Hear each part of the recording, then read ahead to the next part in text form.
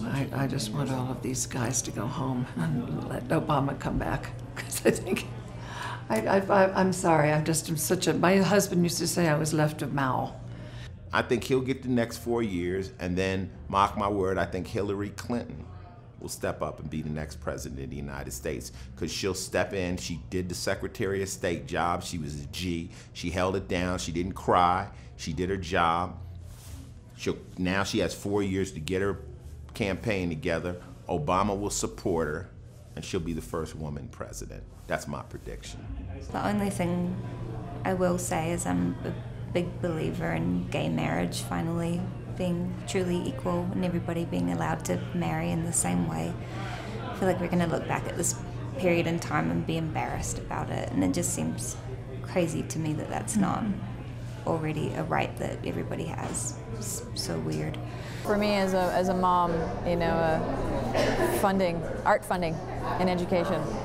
It's great to say get people back to work, but I want to hear about the people that didn't get the education before. You know what I mean? Like they keep talking about they're going to go back to work and we're going to create all this, you know, this capitalistic society. But before that, there are still a lot of people, you know what I mean, who just aren't getting the education, like who aren't going to get hired and whatnot. Like there's like the infrastructure. I think we need to rewind, you know what I mean, even further. I love going back to work, you know what I mean? Like I love that idea for America. But I think like the schools and, you know, I'd like to hear some more about that too.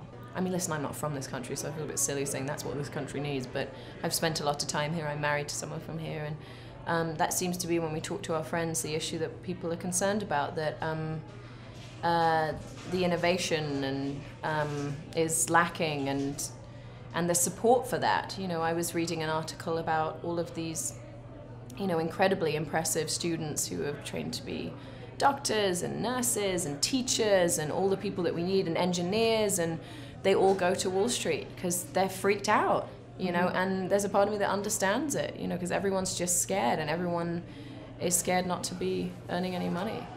I think sacrifices have to be made, and nobody wants to actually run on that program because they're all telling us what we want to hear, which is that sacrifices won't have to be made, and you're going to be able to live the way you've been living. You know?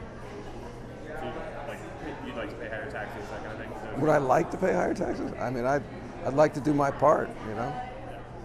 So to see the destruction of the middle class at the and see them like really respond. I've never, like the whole Occupy movement, I've never seen anything like it. I think that's when you know that there's a disparity that really needs attention, because then you have the majority coming out. It's before you're like, okay, we have unemployment, we get it.